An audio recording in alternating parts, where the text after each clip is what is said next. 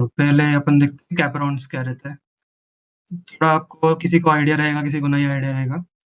तो total cap round में 3 round conduct होते हैं। पहले कोविड के वक़्त 2 राउंड होते थे, हमारे वक़्त 2 ही राउंड हुए थे। पर टोटल अभी 3 राउंड होते हैं। उसमें ब अभी तुम्हारा अगर परसेंटाइल अभी थोड़े दिन में परसेंटाइल आएगा तुम्हारा, फिर उसके बाद तुम कैप राउंड्स के लिए अप्लाई करोगे। उसमें सब डॉक्यूमेंट वेरिफिकेशन का प्रोसेस वगैरह होता है, वो सब करने के बाद तुमको तुम्हारी एक फाइनल रैंक आती है उसमें मेरिट लिस्ट में।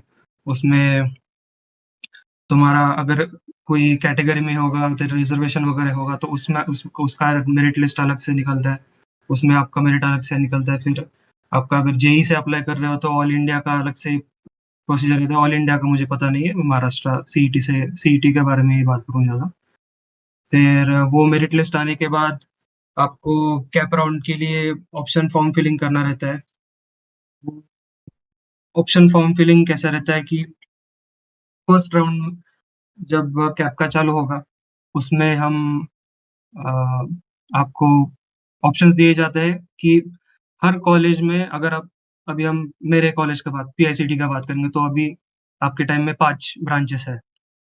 तो 5 ब्रांचेस का अलग-अलग कोड रहता है, तो पाँचों ब्रांचेस के लिए आप अलग से अप्लाई करोगे। मैं अगर पीआईसीटी मुझे अगर सीओईपी में पहले सीएस चाहिए और उसके डायरेक्ट बाद मुझे पीआईसीटी में सीएस चाहिए, तो मैं वैसे डाल सकता हूँ। ऐसा नहीं है कि मैं सीओईपी को अप्लाई कर रहा हूँ, तो पूरे सभी ब्रांच किसी में से भी मुझे मिलेगा, ऐसा नहीं रहता। तो हम पर कॉलेज और उसमें भी पर ब्रांच के हिसाब से हम ऑप्शंस डालते हैं। टोटल कुछ 300 साढ़े 300 ऑप्शन हम फिल कर सकते हैं, पर इन जनरल 50-60 ऑप्शंस अपने परसेंटाइल के हिसाब से हम जज करके वो फिल करते हैं।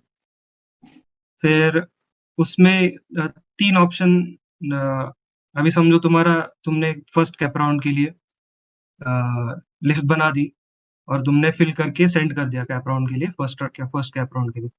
जो फर्स्ट कैप राउंड में तुम्हारा फर्स्ट ऑप्शन रहेगा, तो अगर फर्स्ट ऑप्शन में आपको लग गई और पहले ही कैप राउंड में या दूसरे कैप राउंड में आपको फर्स्ट ऑप्शन जो आपने डाला था, फर्स्ट प्रेफ़रेंस में ही वही लग गया, तो आपका ऑटोमैटिकली फ्रीज़ हो जाता है। आप अगले कैप राउंड में अप्लाई नहीं कर सकते।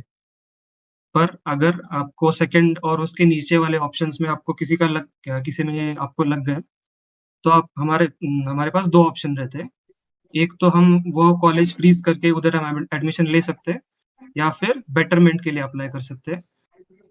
तो अगर मुझे कैप राउंड 1 में मुझे 3rd नंबर का मेरा सिलेक्शन किया हुआ 3rd नंबर का कॉलेज मिल गया और मुझे अगर वो नहीं चाहिए, मुझे फर्स्ट फर्स्ट वाला ही चाहिए, तो मैं उसको बोलूँगा कि मुझे ये नहीं चाहिए, मुझे फ्रीज़ नहीं करना और मुझे बेटरमेंट के लिए जाना है। तो फिर आपको नेक्स्ट कैप राउंड में फिर से ऑप्शन फॉर्म भरने का चांस मिलता है। उसमें आप फिर से वही जो कैप राउंड 1 में आपने जो अ, ऑप्शन फिल किया था, वैसे ही आप फिर से लिस्ट बना के ऑप्शन फिल कर सकते हो। तो आप उसमें अगर आपको कुछ कॉलेज ऊपर-नीचे करना है, कुछ कॉलेज ऐड करना है, कुछ कॉलेज निकाल देना है, तो वो आप सब कर सकते हो और फिर से लिस्ट आप भेज देते हो कैप राउंड 2 के लिए। सिमिलर प्रोसेस ऐसे ही रहता है कैप राउंड 1 में जैसा था अभी मैंने समझा वैसे ही कैप राउंड 2 में रहता है। ऑटो फ्रीज़ हो सकता है अगर फर्स्ट ऑप्शन आपको मिला, नहीं तो हम फिर से कैप राउंड 3 के लिए अप्लाई कर सकते हैं बेटरमेंट के थ्रू। और जब कैप राउंड 3 का आप अप्लाई करते हैं और उसमें अगर आपको कैप राउंड 3 में कोई ऑप्शन मिल जाता है, तो वही ऑप्शन आपका बाय डिफ़ॉल्ट ऑटो फ्रीज़ हो जाता है। You can not apply for any more options. You have to take admission there compulsory. आपको वो ऑप्शन लेना ही पड़ता है। आपको वो कॉलेज में जाके पूरा प्रोसेस करके फीस भर के हम फर्स्ट ईयर में एनरोल हो जाते हो। That is the gist of CAP rounds. अ, इसमें अगर एक डाउट आता है कि अगर मैंने कैप राउंड 1 में मेरा 4th ऑप्शन का कॉलेज मुझे मिल गया और मैं बेटरमेंट के लिए डालता रहा पर अ, ऊपर का कॉलेज या नीचे का कॉलेज कुछ अलॉट नहीं हुआ, तो जो आपका कैप राउंड 1 में जो अलॉट हुआ था, वही कंटिन्यू रहता है until and unless you get another college selected in the another cap rounds. सो ये ऐसा ओवरव्यू है। तो इसमें आपको अगर डिटेल में कुछ जानकारी चाहिए तो आई थिंक यूट्यूब पे बहुत सारे वीडियो रहेंगे। मैंने भी यूट्यूब से ही देखा था उस वक़्त।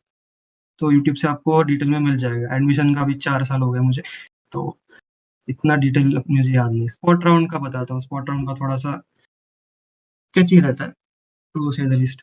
स्पॉट राउंड्स जो कैप स्पॉट राउंड्स कंडक्ट करते हैं कॉलेजेस, जो वेकेंट सीट रह गए हैं कैप राउंड 3 के बाद, मतलब 3 कैप राउंड हो गए, सबने एडमिशन ले लिया, उसके बाद अगर कॉलेज में सीट बच गई, 10-15 सीट बच गई, 50 सीट बच गई, कुछ भी बच गया, तो उस पे स्पॉट राउंड कंडक्ट करती है कॉलेज। जो एमएसीईटी का जो प्रोटोकॉल है, उसके अकॉर्डिंग जो ये बचे हुए सीट्स है, उस पे कॉलेज स्पॉट राउंड लेती है, पर कॉलेज को अपने हिसाब से देने का मतलब राइट होता है।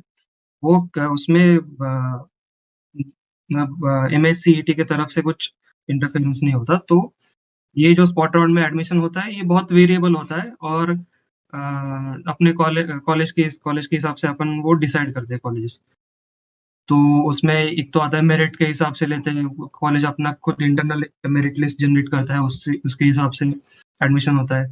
फिर अगर सपोज एसटी में अगर थोड़े कॉलेजेस में कैसा होता है कि एसटी कैटेगरी के 2 सीट बच गए कैप राउंड में, ओबीसी के 2 सीट बच गए, जनरल के 2 सीट बच गए, तो वो जो भी स्पॉट राउंड के वक्त भी जो भी अप्लाई करेगा बंदा, उसका अगर एसटी होगा तो ही उसको एसटी वाले सीट मिलेंगे, वैसे भी रहता है।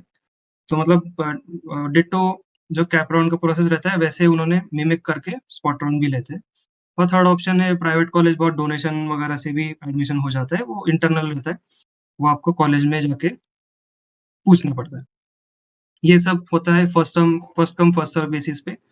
थोड़े कॉलेजेस जैसे मेरे पीआईसीटी में मेरे एडमिशन के वक़्त हम वेबसाइट पे उनके पीआईसीटी की वेबसाइट पे गूगल फॉर्म आया था। उसमें हमको सब इन डिटेल्स फिल करने थे, कितने मार्क्स आए वगैरह, उसके हिसाब से वो अगले दिन मेरिट लिस्ट जनरेट हुई थी। मेरिट लिस्ट में हमारा नाम नाम था, तो वो कॉलेज में बुलाते थे और उसके वक़्त एडमिशन हो जाता था। फिर ये इन्फॉर्मेशन स्पॉट राउंड की एक तो कॉलेज वेबसाइट पे डिस्प्ले होती है जैसे मैंने बोला, नहीं तो आपको कॉलेज जाके या कॉलेज को कॉल करके उनको पूछना पड़ता है। आप कॉलेज के भरोसे नहीं रह सकते, कॉलेज डालेगा वेबसाइट पे, ऐसा नहीं रहता। हम कभी-कभार ऐसा कॉलेजेस का भी हुआ है कि उन्होंने ऐसा फ़ोन लगा के ऐसा अंदर के अंदर ही उन्होंने भर दिया सीट, और आपको पता भी नहीं चलेगा। अगले दिन जाओगे तो बोलेगा फुल हो गए स्पॉट राउंड की सीट।